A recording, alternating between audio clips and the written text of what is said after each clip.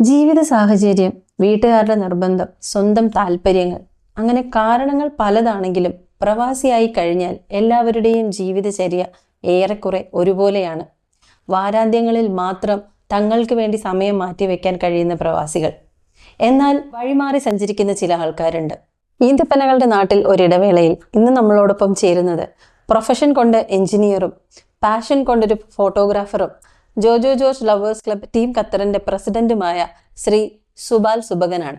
ഈന്തപ്പനകളുടെ നാട്ടിൽ ഒരിടവേളയിലേക്ക് സ്വാഗതം സുബാൽ. നമസ്കാരം. എത്ര വർഷമായി പ്രവാസിയായിട്ട്? പ്രവാസത്തെക്കുറിച്ച് എന്താണ് നമ്മുടെ പ്രേക്ഷകരോട് പറയാനുള്ളത്? പ്രവാസിയായിട്ട് ഇപ്പോൾ ഒരു 15-16 വർഷത്തോളമാണ്. 2008 പ്രവാസത്തിലേക്ക് കാലെടുത്ത് വയ്ക്കുന്നത്. ദുബായിലാണ് ആദ്യം വന്നത്, ഖത്തറിലല്ല. ദുബായിൽ ഒരു 6-7 വർഷത്തോളം ദുബായിലുണ്ടായിരുന്നു. അത് കഴിഞ്ഞ് വിവാഹം കഴിഞ്ഞതിന് ശേഷമാണ് ഖത്തറിലേക്ക് എത്തിപ്പെട്ടത്. കാരണം വൈഫ് ഇവിടെ ആയിരുന്നു. അതുകൊണ്ട് വിവാഹത്തിന് ശേഷം ഖത്തറിലോട്ട് വന്നു. അങ്ങനെ ഇപ്പോൾ ഒരു 16 വർഷത്തോളം പ്രവാസ ജീവിതം ഇങ്ങനെ പല മേഖലകളിലായിട്ട് കൈവച്ചിട്ട് ഇങ്ങനെ പോയിക്കൊണ്ടിരിക്കുന്നത്. എന്താണ് ഈ 16 വർഷം കൊണ്ട് ഉണ്ടാക്കിയെടുത്ത അനുഭവ സമ്പത്ത്, അല്ലെങ്കിൽ എന്താണ് ഒരു എക്സ്പീരിയൻസ്?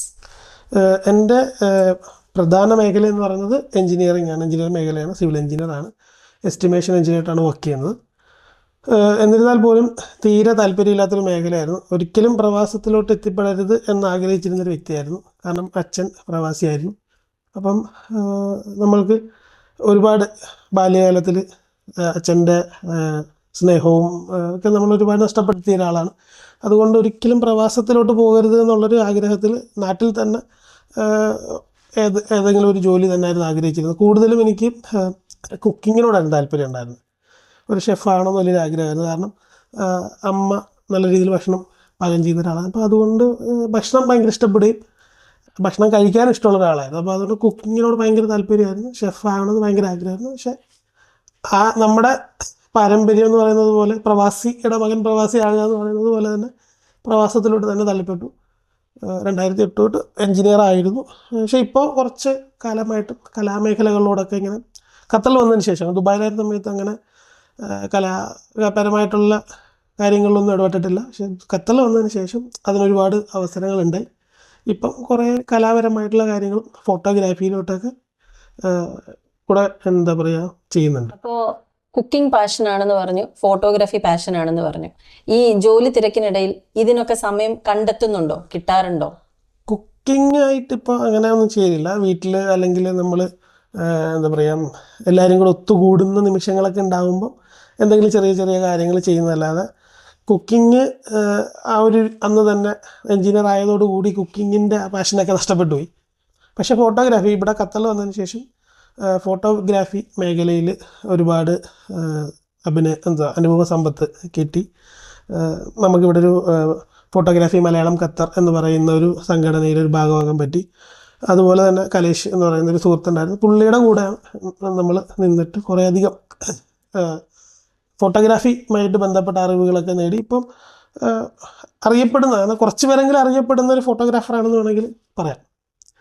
പിന്നെ വെള്ളിയാഴ്ചകളാണ് നമുക്ക് ഇപ്പം ഒരു പ്രവാസിക്കെന്നും വെള്ളിയാഴ്ചകളാണ് അവരുടെ അവധി ദിവസവും അവരുടെ എക്സ്ട്രാ കരിക്കുലർ ആക്ടിവിറ്റീസിന് വേണ്ടിയിട്ട് മാറ്റി വയ്ക്കാൻ പറ്റുന്നത്. അപ്പോൾ വെള്ളിയാഴ്ചകളിൽ അവസരം കിട്ടുന്നതനുസരിച്ചിട്ട് ഫോട്ടോഗ്രാഫിക്ക് സമയം കണ്ടെത്താറുണ്ട്.